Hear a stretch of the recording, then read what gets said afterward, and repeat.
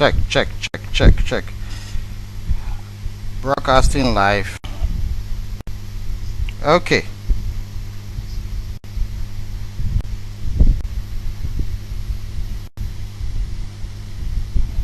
Check, check.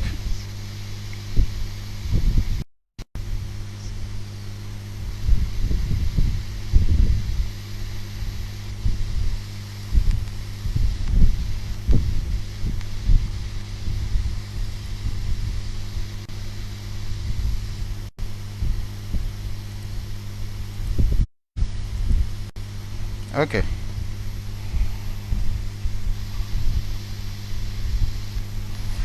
Uh, can you hear me? If you can hear me, do let me know. Check, check, check. Okay. I'm live now. Thank you for joining this webinar. It's titled Welcome to Third Term Online School. Now, the webinar is going to be touching details or briefly on certain issues that you need to understand when running an online school, and particularly how to transit to an online school version from home or from lockdown. So thank you for joining this webinar. Thank you for being a part of it. Quickly, I would like to lay some ground foundations here. Basically, an online school, starting it from scratch when everybody's at home, kind of is a scary thing, and it's not well planned for, because anything you are doing now, you are doing it out of desperation. Yes, you're doing it out of desperation. You're doing it out of you are being scared. You're doing it out of, it's not in your business plan, especially if you are a school owner. It's really not in your business plan. It's really not in what you are used to. So it's at this point, while you're doing your makeshift plans to engage kids and all that, you need to actually start thinking of a new business plan. Not a new one, but start thinking of how to work with a hybrid school, meaning online and offline or on-site school.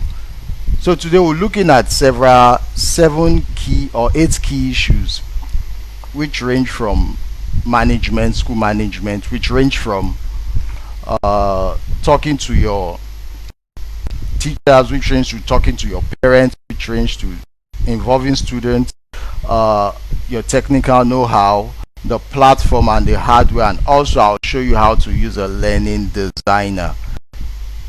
So thank you for being a part of this webinar. Okay, let me give a shout out to Sophia Naji, thank you for joining. Adigun Lawal, thank you for joining. Okay, I get that you can hear me clearly.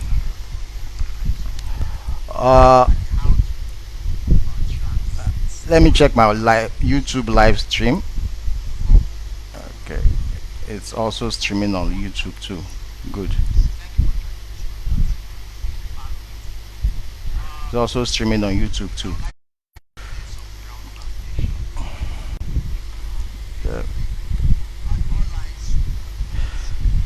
So quickly, I'll share my slide. If you can see it and hear me, also let me know. I'll share my screen.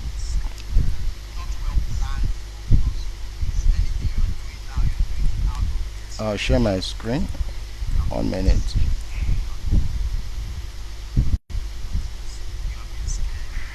Okay.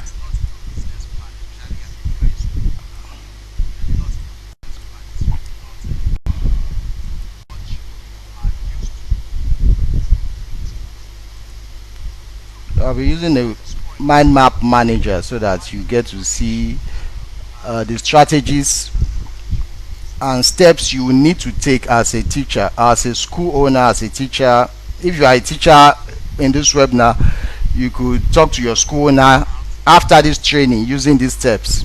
So we're looking at management, looking at teachers management, looking school management, teachers management, parents management, student management, know-how management, hardware management, platform management, and the learning designer.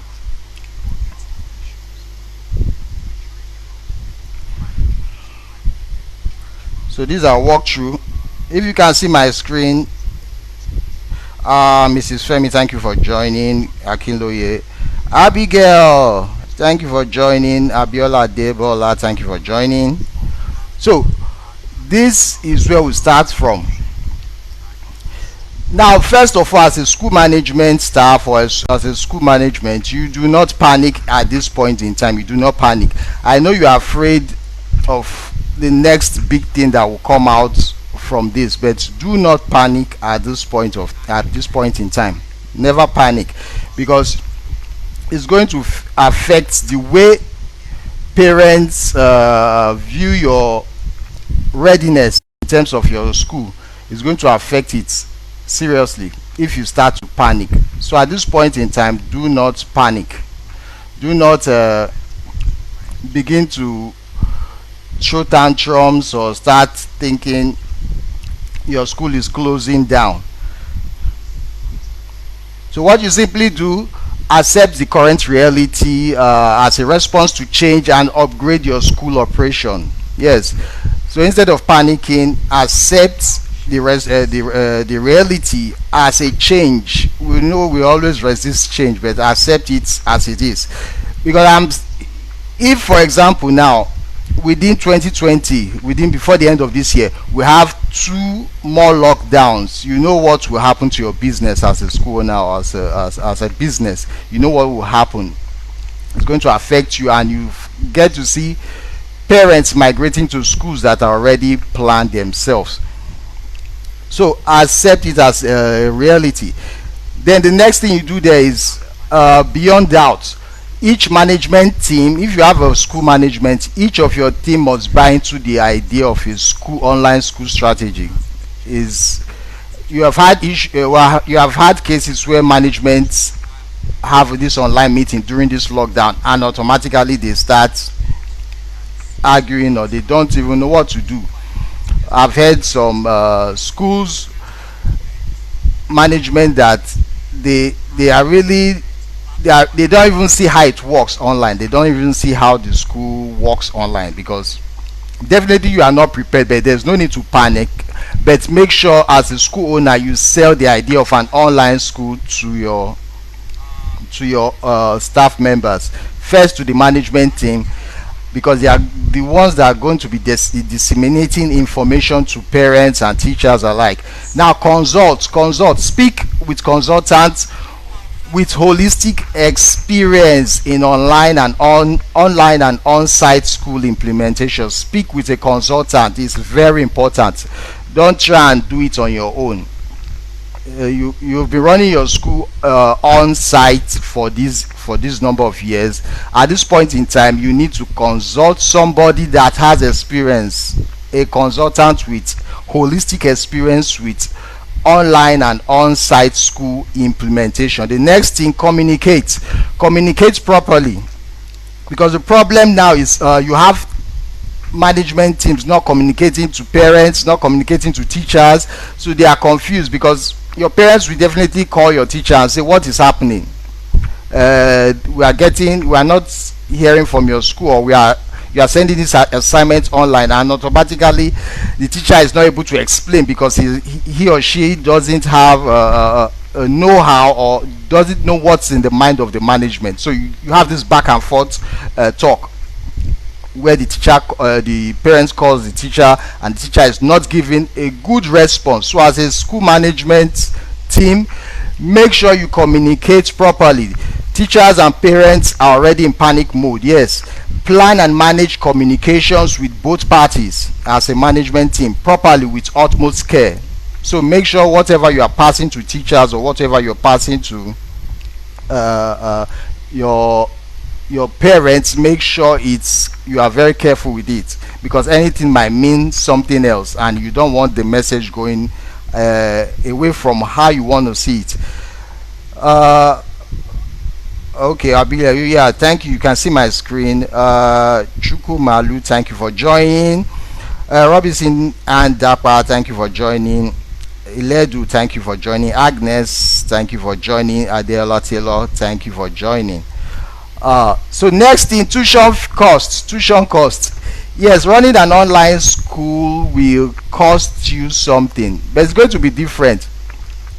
Now, parents, because as a school owner, you have not really communicated well with parents, so you can't start asking for school fees or resuming third term asking for school fees because you have not communicated well with them. So what you simply do at this point in time, take into consideration the data, internet data for teachers, take into consideration devices that will be required, because you are not just planning for the now, you are planning also for the future and planning to scale your school. So take into consideration internet data cost, devices, that's the hardware you're going to be using for your online school that's going to be necessary to scale your school, including parents. I'm not saying you are buying it for parents or you're buying it for teachers, but you should have a standard device or a standard gadget that works across both parties, both as parents and both as a school. Next, train your teachers. There are several trainings going online now from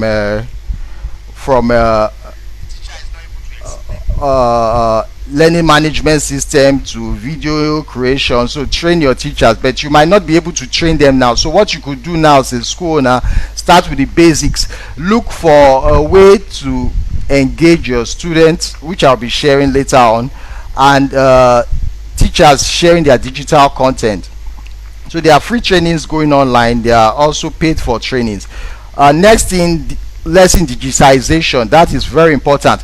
If you are going to run an online school, you have to digitize all your lesson. It means all your entire text base or your textbook will become digital versions. So you're going to be having videos, you're going to be having audios, you're going to be having animations and all that.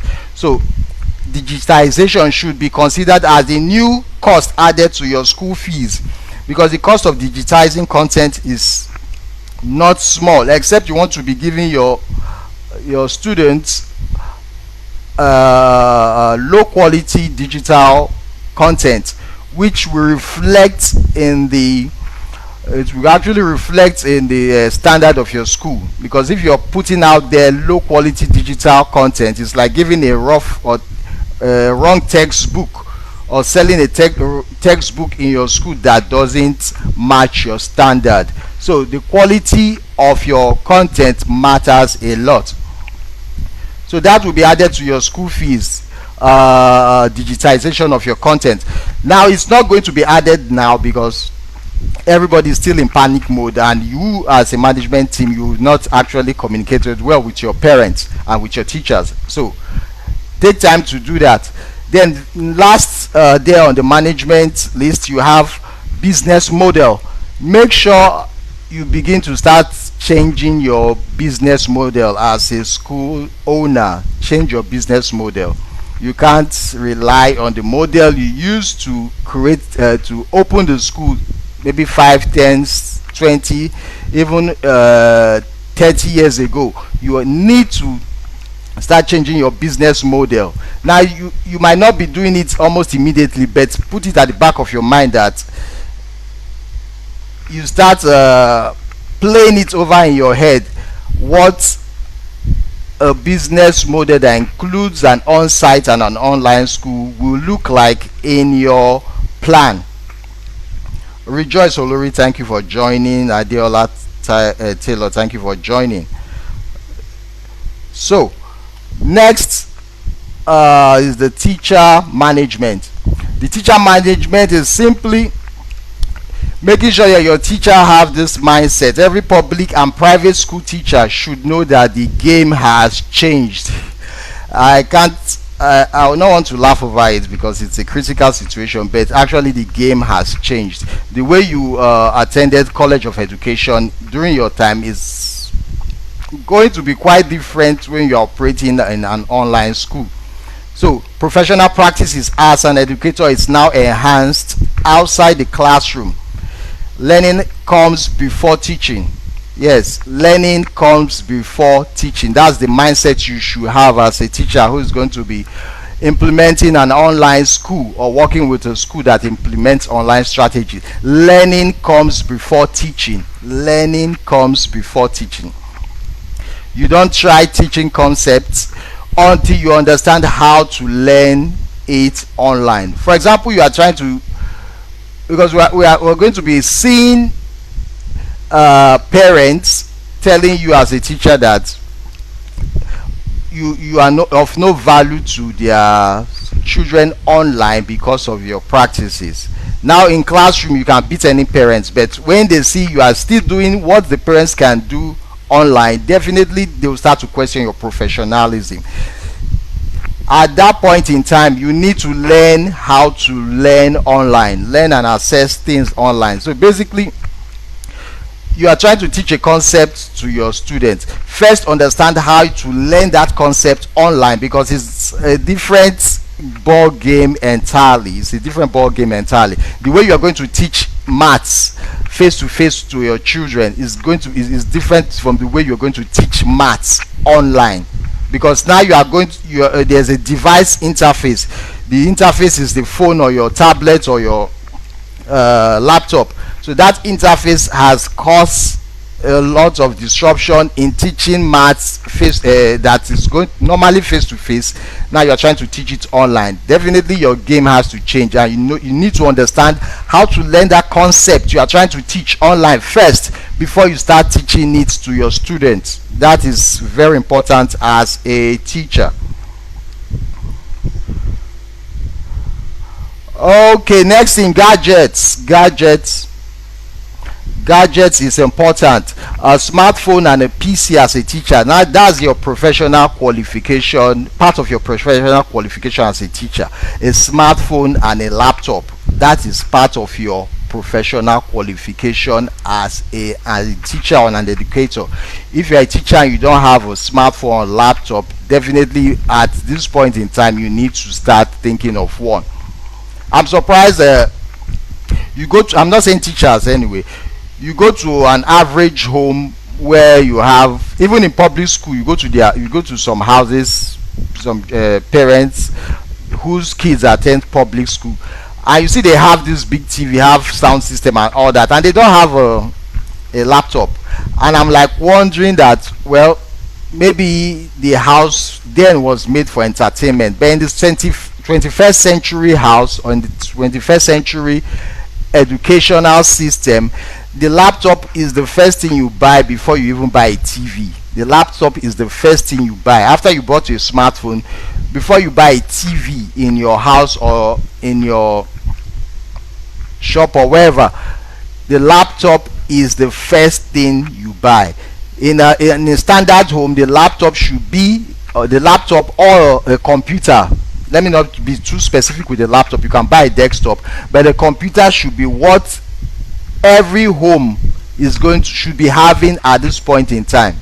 From henceforth, a desktop computer or a laptop computer or any kind of computer should be what every household, whether poor or rich. And funny enough, these gadgets are very cheap. You can buy a desktop computer as cheap as 30,000 naira, and well installed, and it will be there, because we don't know what happens after this lockdown, but we sure know that the business model of all schools is going to be changing. So the devices, after getting your devices, make sure you get into a digital literacy professional plan or training to up your skill set. Now learning online, the truth about learning online is that normal communication is abruptly truncated by the interface of your device or gadget, which is unfriendly. Looking at a phone or learning from a phone or a tablet or a computer is not as friendly as learning face to face with anybody or with a teacher. So that means you are learning in an unnatural way. It's not a natural thing to be learning through a device, but that is the future we are finding ourselves, and that is the future education is going to be taken with, and that's the future we are going to be working with for now, till maybe we have a future where we have holograms and all that. Definitely we are stuck with using our phone, our tablet, laptop or desktop to learn online, and that is unnatural. But that is what we have for now till we have a new gadgets that makes it much more richer. Teacher Miss, thank you for joining. Bumi Oludusu, thank you for joining. Next thing, teaching online, all strategies of visual communication. If you are going to be teaching online as a teacher, all strategies of visual communication must be employed to engage the sense organs of your students and audience.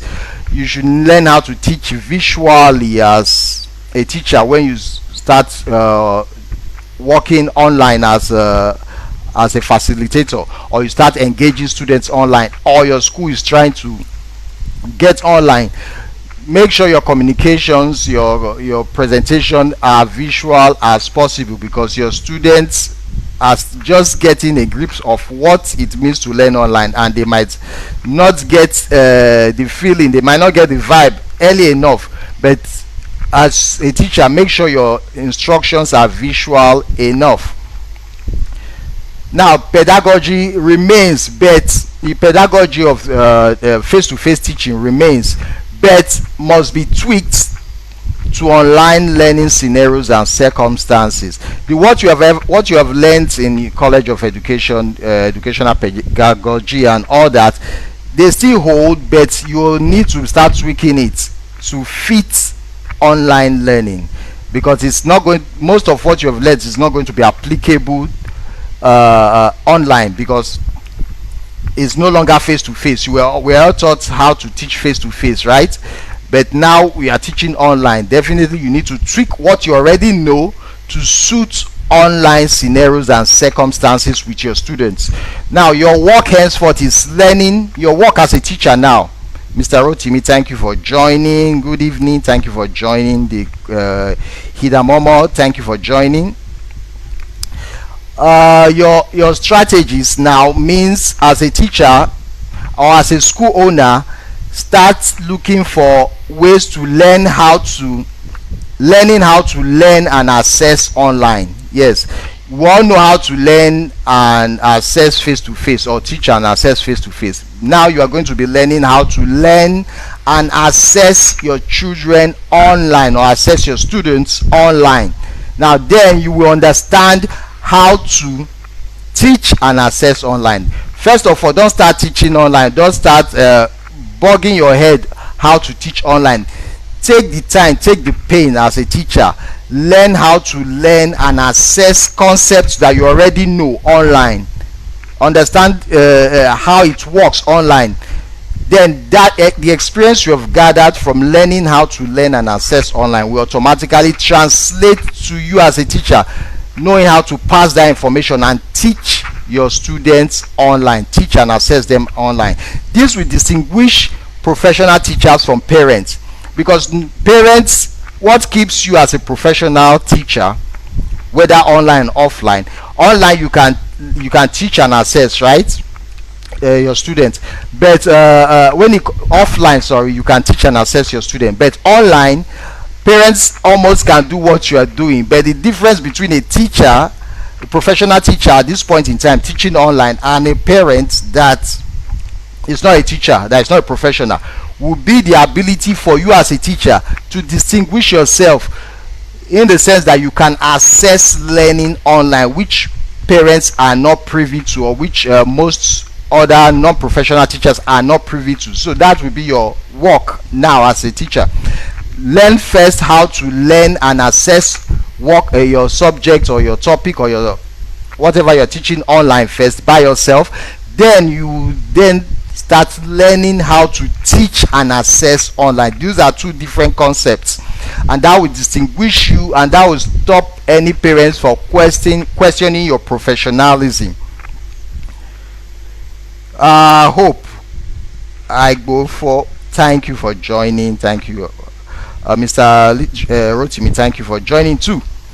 So that we distinguish parents from teachers, because parents can actually do one or two teaching with their kids online, and they will start questioning, why should I pay school fees if I'm already doing the work of a teacher? But the way to distinguish yourself as a teacher at this point in time, please learn how to learn and assess students online. That's part of your professionalism, will distinguish you from any parents that is trying to question your what or question your capability. All right, next we move to parent management. How to manage your parents. First, parents, if you're a parent online, most teachers are also parents, and if you're a school owner and you're a teacher and you're a parent and you're talking with parents, make sure be calm. Like I told the school owner, don't freak out. Be calm. Be very calm. Do not freak out as a parent. Request proper communication from school management, not teachers. Parents at this point should be requesting proper communications from school management, not from teachers, because teachers are not well informed if the school management has not taken time to pass good information to them to handle parents complaints and handle parents worries. So make sure, as a parent, make sure you communicate with the school management, not with the teachers, because you get a better insight to the plan of the school. Encourage the school management to be proactive with online school plan and the way forward. As a parent, make sure you encourage your school management, because they are scared as you. So don't try to put much pressure on them and make them feel they have lost, their business is collapsing, or they are not up to the task. So what you simply do is encourage your school management and make sure they are proactive. Give them tips. If you are a parent, tell them what, make suggestions on things that could help the school teach online or resume online. Now, learning hub. The learning hub is, you will have to adopt your house into a learning hub. If you're a parent, you have a corner of your house, put a table, a chair, and that is your online class for the online school resumption. That is your online class, because most houses are, when you are packing into a house, all your mindset is, I want to make my house entertaining. But at this point in time, and henceforth, make sure your house is not just entertaining, make sure it's also a learning hub rather than an entertainment center. Before buying a TV, like I said before, buy a computer, a tablet, and keep it functional by buying monthly internet subscription. So instead of buying your DST subscription, buy data for your computers that you're bringing into your house, because your students or your children will be learning for a very long time, and that will be the new way of schools emerging. So imagine not having that facility where your children can learn in your house. It's going to be difficult for them to learn online. So make sure you have a corner of your house where becomes your online learning class for your students. Now, next, in tuition. Now, for as parents, your tuition is, as long as the management of your kids got you covered online, because that's why I said you take your communication directly from the school owners, not from the teachers. As far you know, the school management got you covered and they are ready to teach online, even when you are in doubt as a parent, because parents will doubt. It's not in your contract. When you were coming to the school, they didn't tell you most of the time that they have a full functional online class or online support. So most parents will be doubtful. So even in your doubt, if a school come up and say pay school fees, and you are wondering, why should I pay school fees when I'm not getting face-to-face contact, know that they are going to be spending so much online too as a school.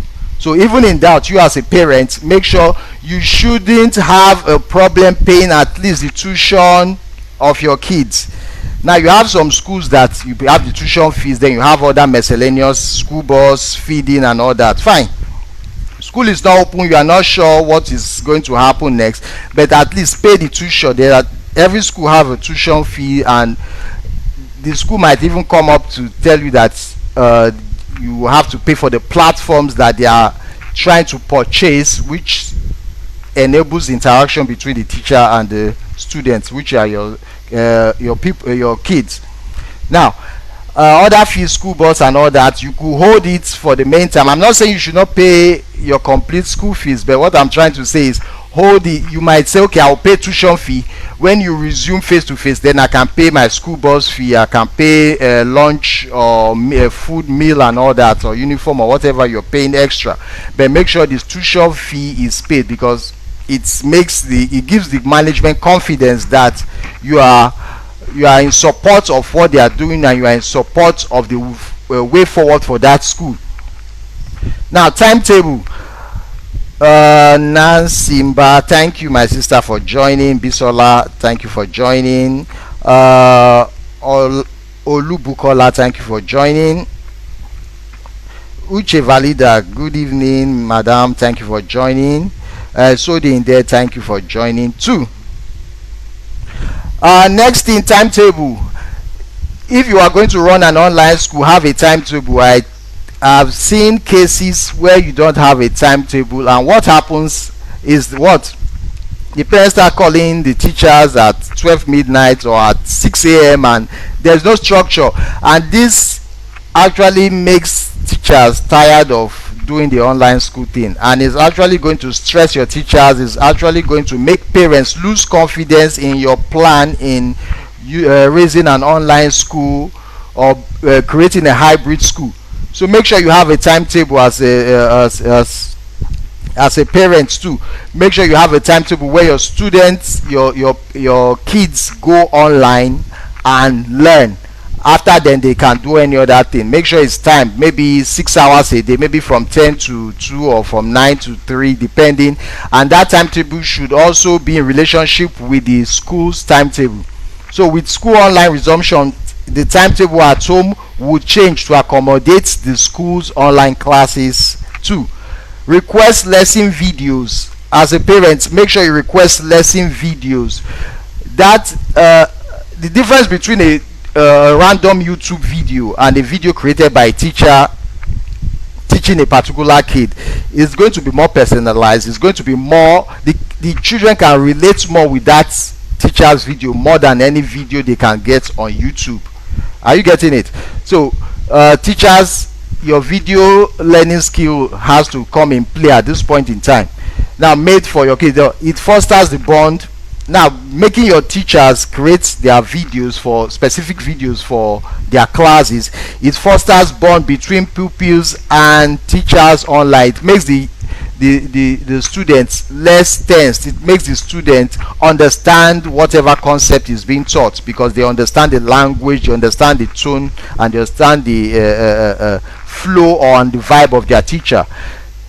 Then the fifth one there is respect practices. Online school model is as serious and is as effective as on-site school. That's the truth.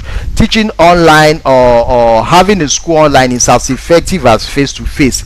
The only thing is that most people teaching online, they don't have the know-how to actually translate certain core skills which is being taught in classroom, translate it to suit online purposes. Like I was telling you before, your pedagogy didn't change, but you are going to tweak it to fit online learning and teaching circumstances. Now, it's serious. Never take goofing about for granted. You have parents goofing around when their kids are learning online. That is very important. You are going to distract your kids, or you are seeing your kids moving around when they are supposed to be in their online class. It's going to affect their understanding, it's going to affect their focus, and it's going to affect how serious you are going to take that online class. So if you are moving around just shouting, or you are not in an environment that encourages online learning, it's going to affect the morale, your morale, and the morale of your children. It's also going to affect the morale of the teacher. Now, students focus online. Your students focusing online encourages teachers to do better. So if you are teaching online, if a teacher is online teaching a kid and the kid is not focused, automatically it's going to affect the morale of the teacher.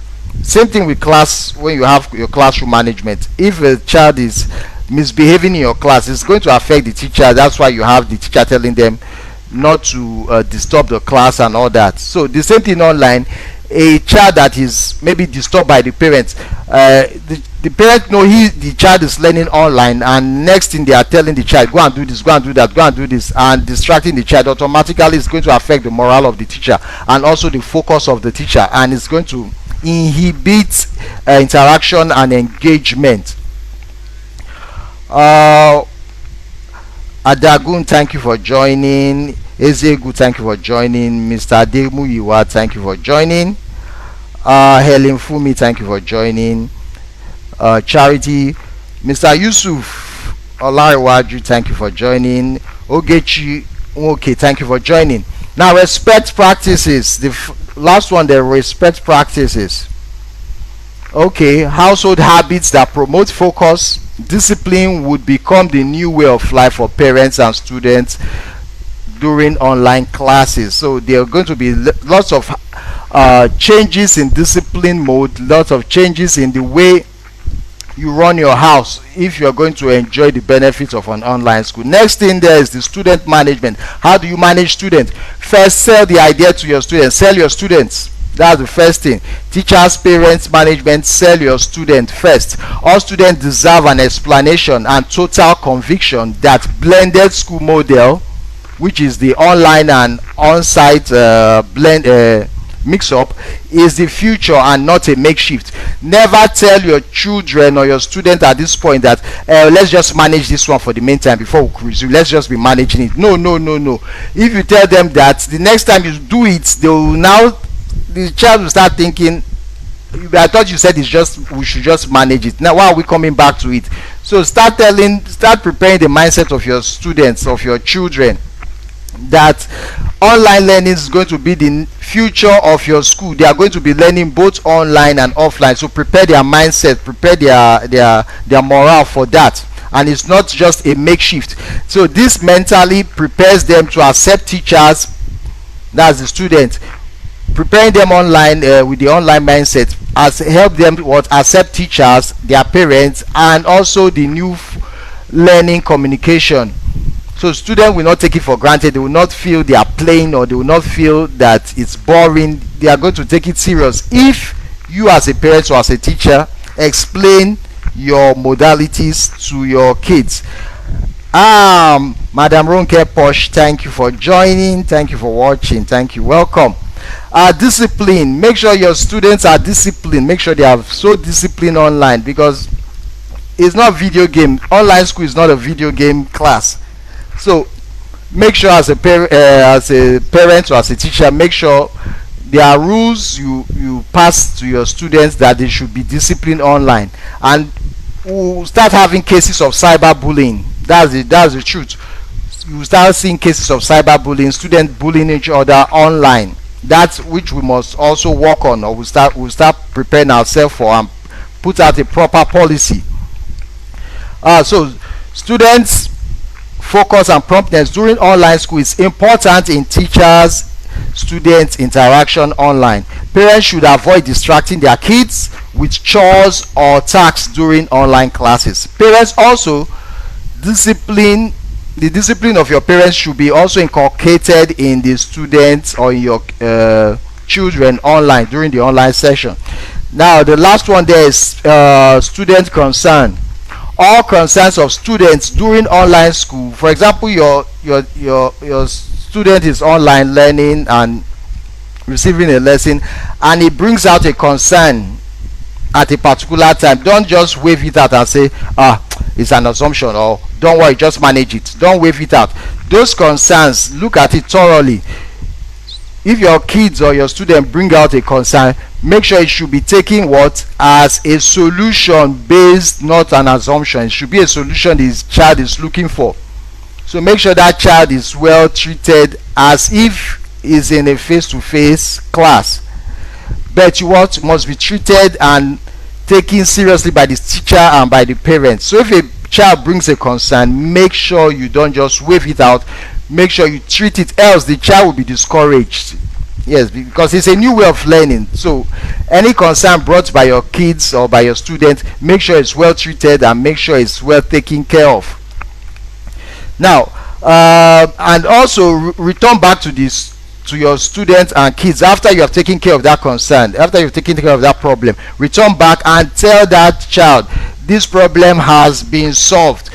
Do this, do this, do this, so that you will not go through this problem. Or if it's not the fault of the child, make sure you bring a clean slate to the child that this problem you complained about has been solved. So that will be the parents doing it on behalf of the teacher, or the teacher sending the child a message if you are working with a platform that encourages chatting. So make sure that the concerns of your students are taken care of. And even cases you have students insulting each other online or trying to play pranks with each other online, make sure that is well treated, because some children will not take it lightly, and it should not be what happens in your online class, because you are not going to tolerate it in your face-to-face class. So don't tolerate unnecessary chatting, unnecessary discussion by students during their online class session.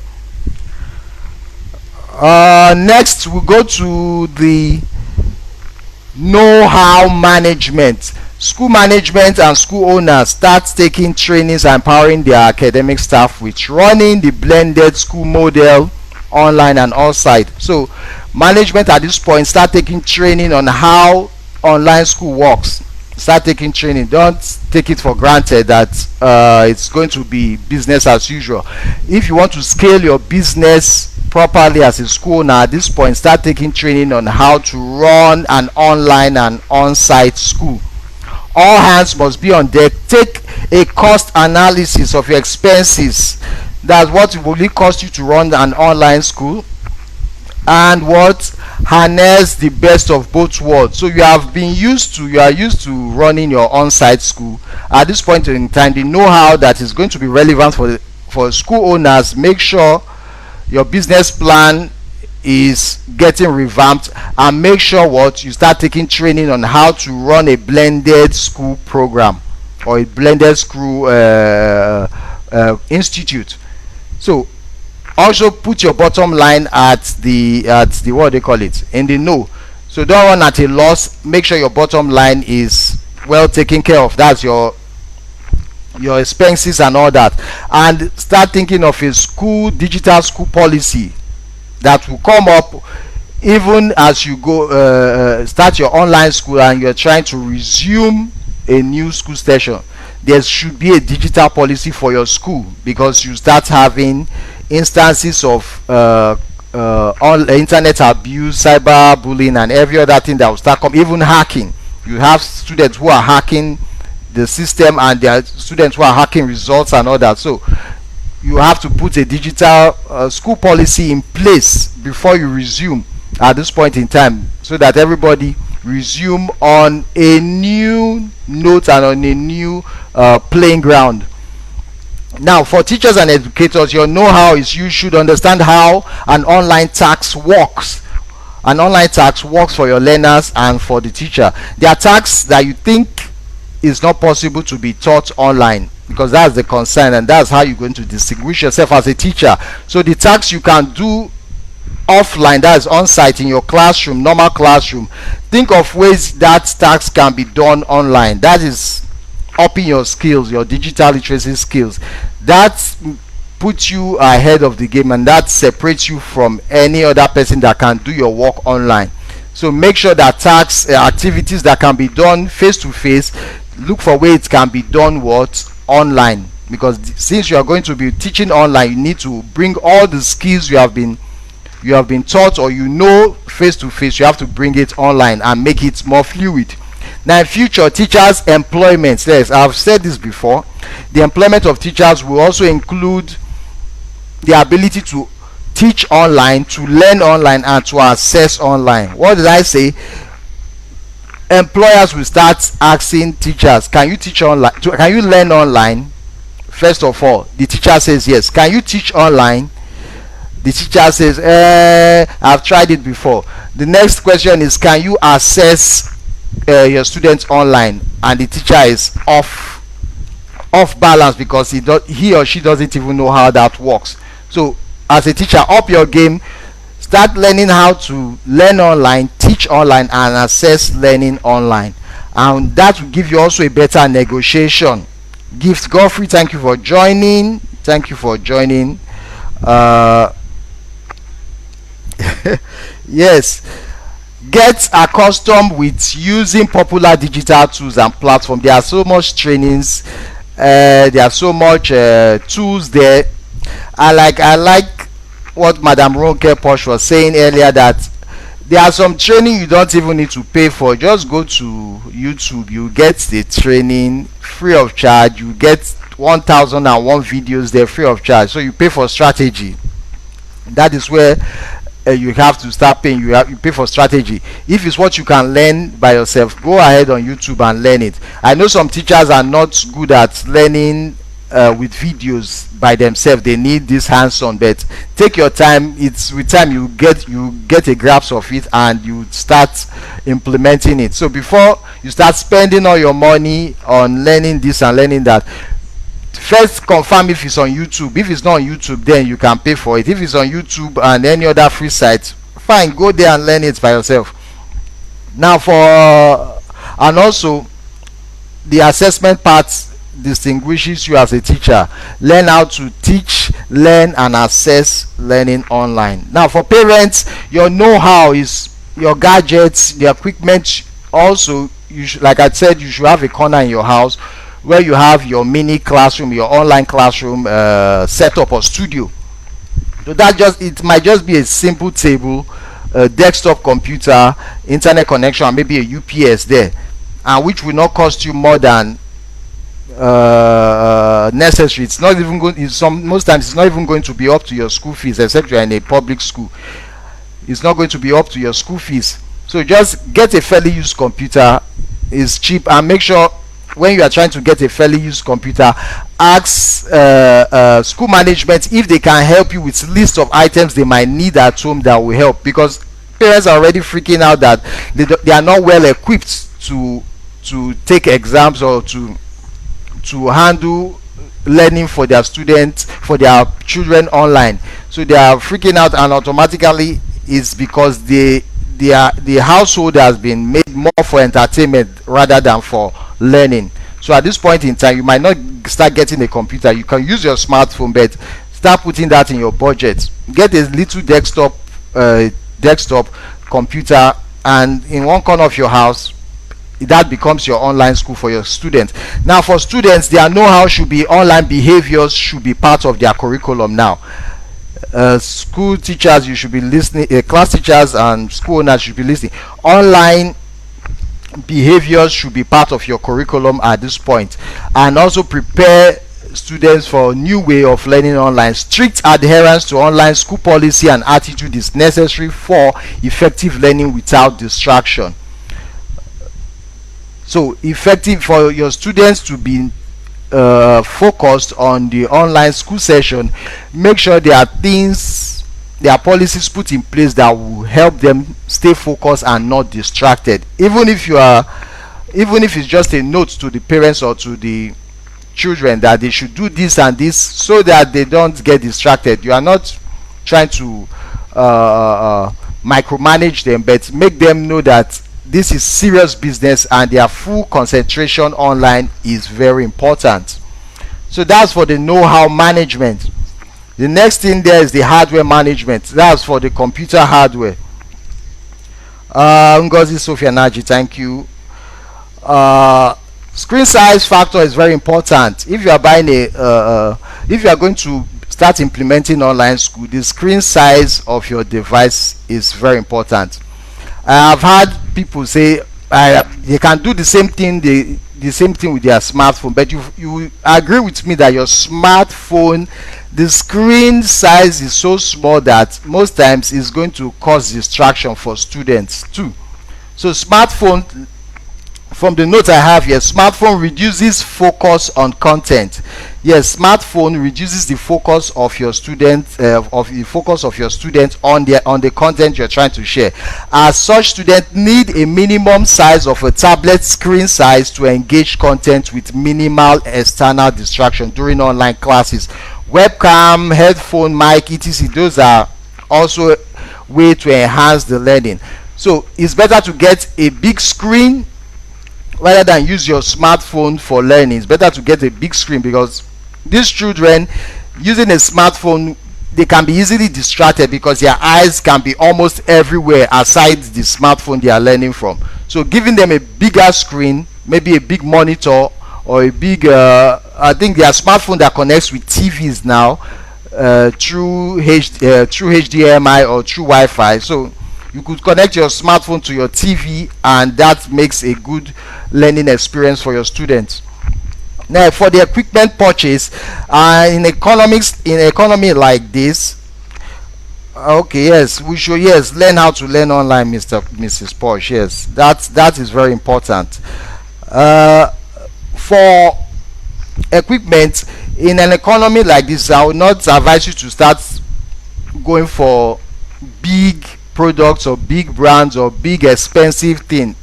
I'll actually encourage you to go for fairly used. I'm not promoting not buy new things, but you agree with me that not everybody have the budget for new things. So the best thing for you at this point, you can get a fairly used laptop, a desktop, a tablet, fairly used, and make sure you take a technical expert with you, else you might be cheated or you might be swindled by the seller. They might give you something rubbish, and that's the experience with most people buying fairly used things, because they feel there's no good fairly used products in the world. It's not that, it's just that when you were buying it, you didn't take an expert, and the seller actually sold rubbish to you, and that gives you a bad impression of fairly used products. I've bought some fairly used things, and at least I'm glad to say that I still use them to date, and I still enjoy their quality. So take a technical expert with you to the market when you are buying fairly used. Don't assume that I can, and don't be put yourself in a tight budget that it must be new. At this point in time, we don't know when our economy is going to revive, so fairly used work properly at this point, so you don't get okay. Make sure your equipment specs are above average. Yes, make sure your equipment specs is above average. And your digital home studio, what you need for a digital home studio for your hardware management, you just need a chair, a table, a wallpaper that makes that corner looks like a classroom, a wallpaper, and the minimum requirement is also serenity. You need a place with less noise, less walking about, less distraction for your students or your children. So make sure that corner is cool. They make sure that corner is it enables your students to learn and focus on whatever they are learning online.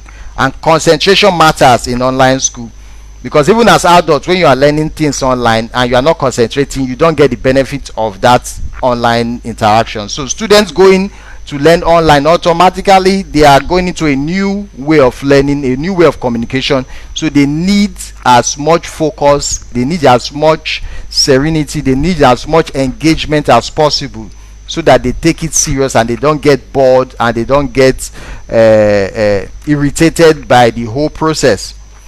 The next thing, platform management. Okay, this is important for schools to adopt platform. Quinette Ilama, thank you for joining the session. Mr. Yinka Orogun, thank you. Mr. Jewel, thank you for joining also for the class. Now, very important, the platform you are going to be adopting. To do, they have several platforms that is in place. They have several platforms that are selling and all that. So I might not recommend one platform over the other, but I have my take in mind. But when you are buying a platform, make sure you take this into consideration. I'll make it open so that you can make your choice. So the platform you're buying, it should be able to assess learning. It should have a formative learning assessment feature. So this includes what online platform adopted by schools should be able to provide individualized assessment and interaction for student to student and student to teachers interaction. For example, that kind of platform should be able, there should be chats feature there, there should be quiz, ability for quiz to be taken there, there should be poll, there should be, the platform should be able to exchange multimedia files. Now at this point in time, you are not going to be assessing handwriting or text alone. You could tell them to drop a voice note. So a formative assessment platform should be able to allow students share voice notes, videos, doodle. They could also doodle, that they could write on their screen and all that. So that is a good platform for schools to adopt. Screenshots, students should be able to send screenshots as a response during learning, and also text, also transcription. You've heard of Google Voice, where you it translates your voice to text and vice versa. So audio, video, doodling, and what this method enable teachers and students communicate easily. These formative assessment tools on a platform, it makes learning, so you can't just stick to assessing your students by just text or by just words only. You should be able to assess them. That's the power of online learning. You should be able to assess them with videos, you should be able to assess them with audio notes and every other multimedia tools there. Then you have summative learning assessment, ability for teachers to collate student records. So these are features of platform you should be adopting. That the platform should have the ability for teachers to collate student records online and offline and is one key feature for that platform that makes it vital, because you need results. You need to prove that everything that has been done in their formative assessment learning period can be shown on a chart or as a result to parents, so that they don't feel nothing is happening and they don't see the benefits. And even teachers might get discouraged too if they don't have a platform that actually collates all the learning of your students. Now, security of student data is also very important.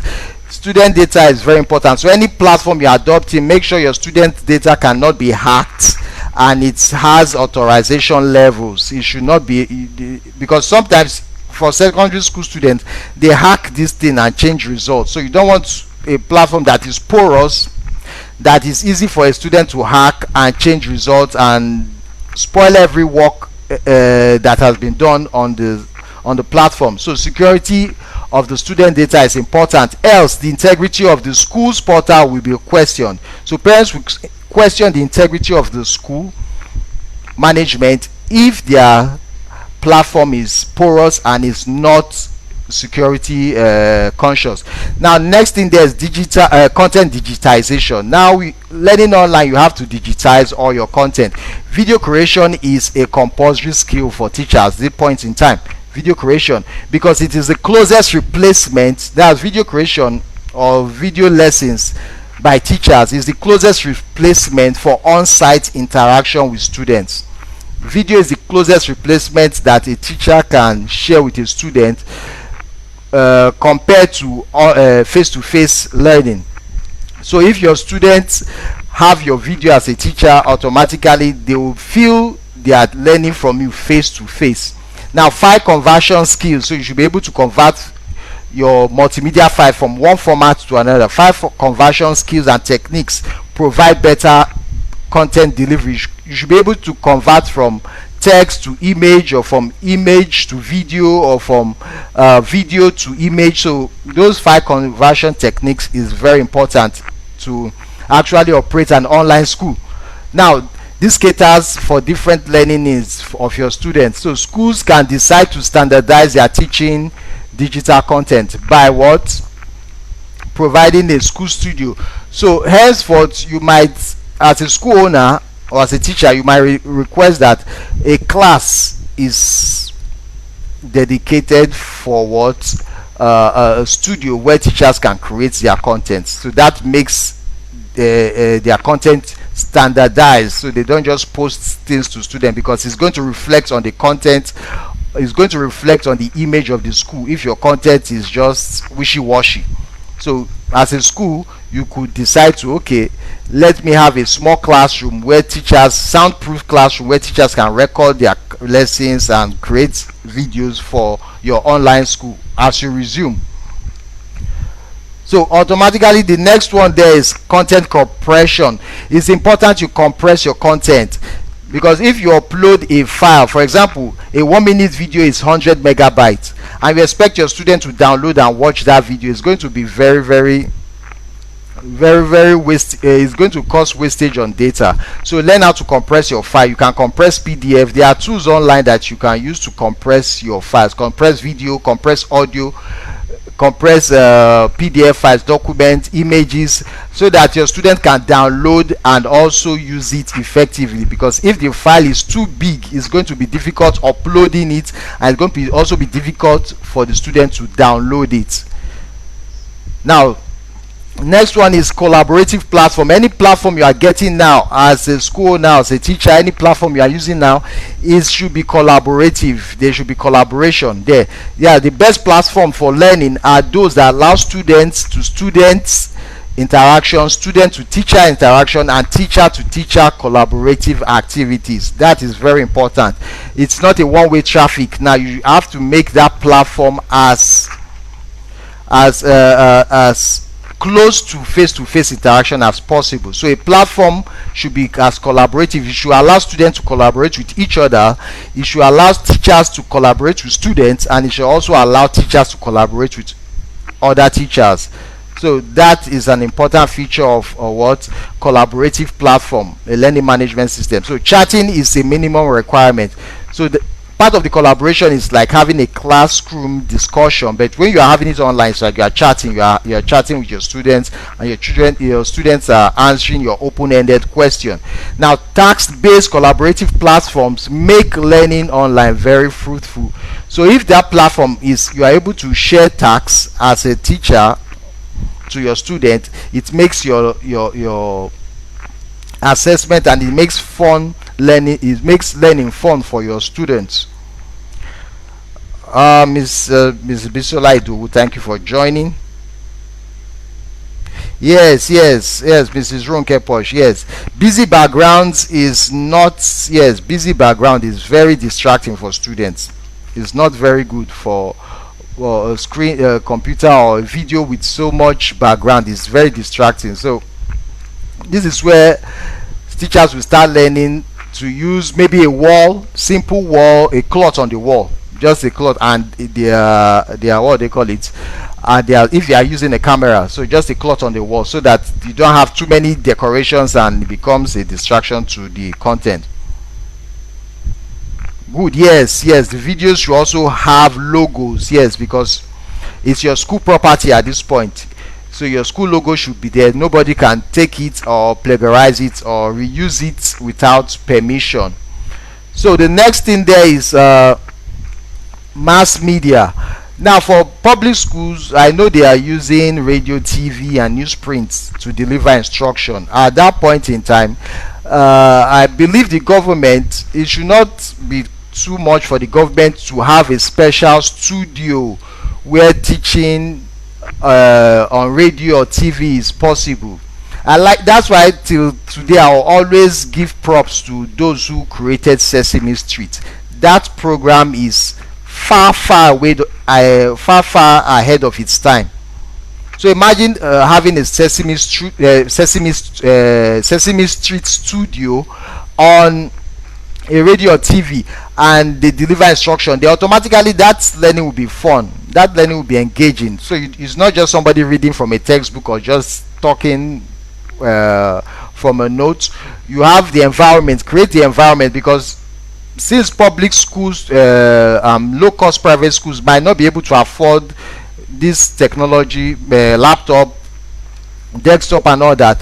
So while they are learning online, they should have a feel that they are learning from from a well designed studio, a well designed environment, which will keep the learning interactive.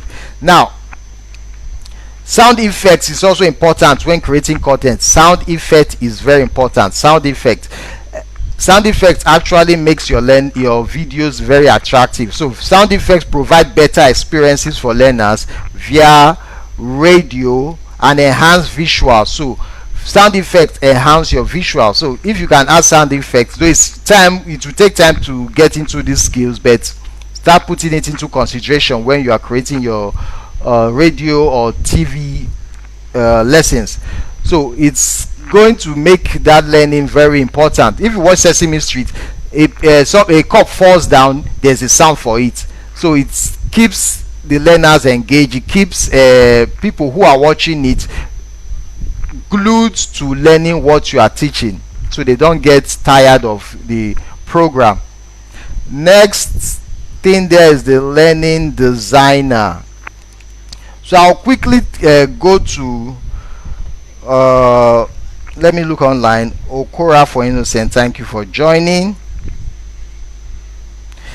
Okay, yes, files don't have to be downloaded to devices, Mrs. Posh.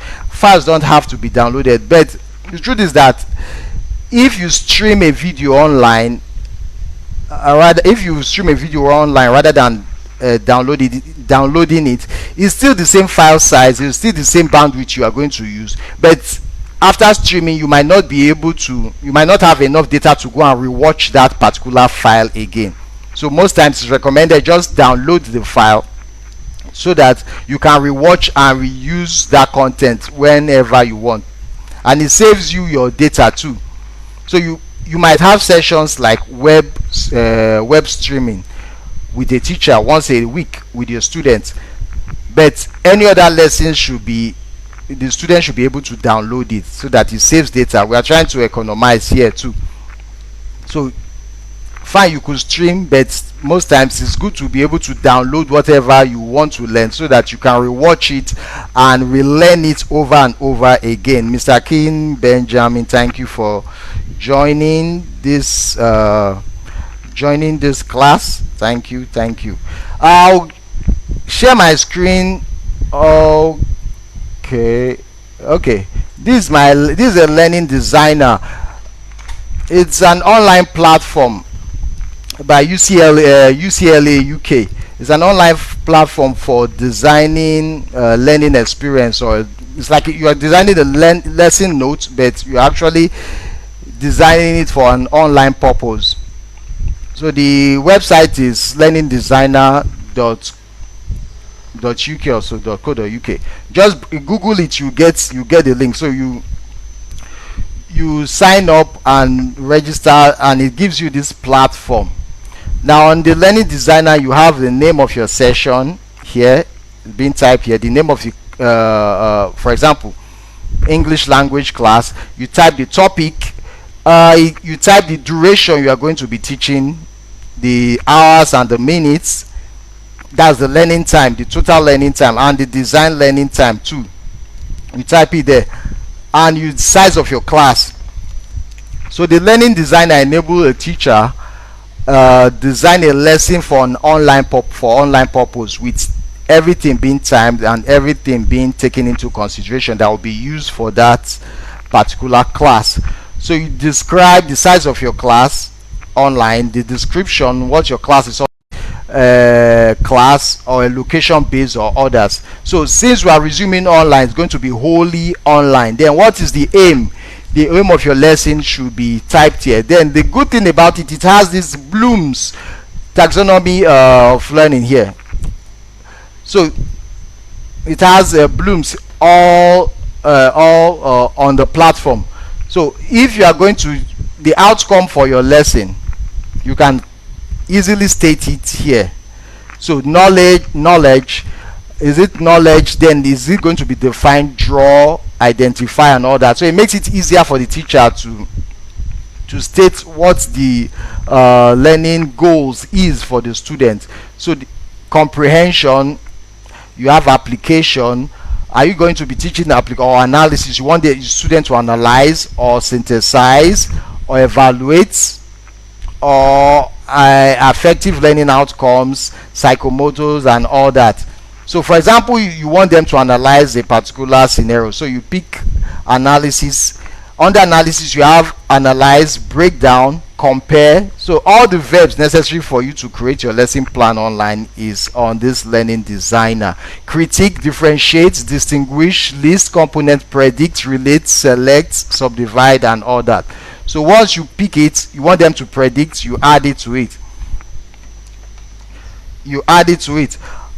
So automatically you can add more outcomes on your lesson. Then under it, you can add a teaching learning activity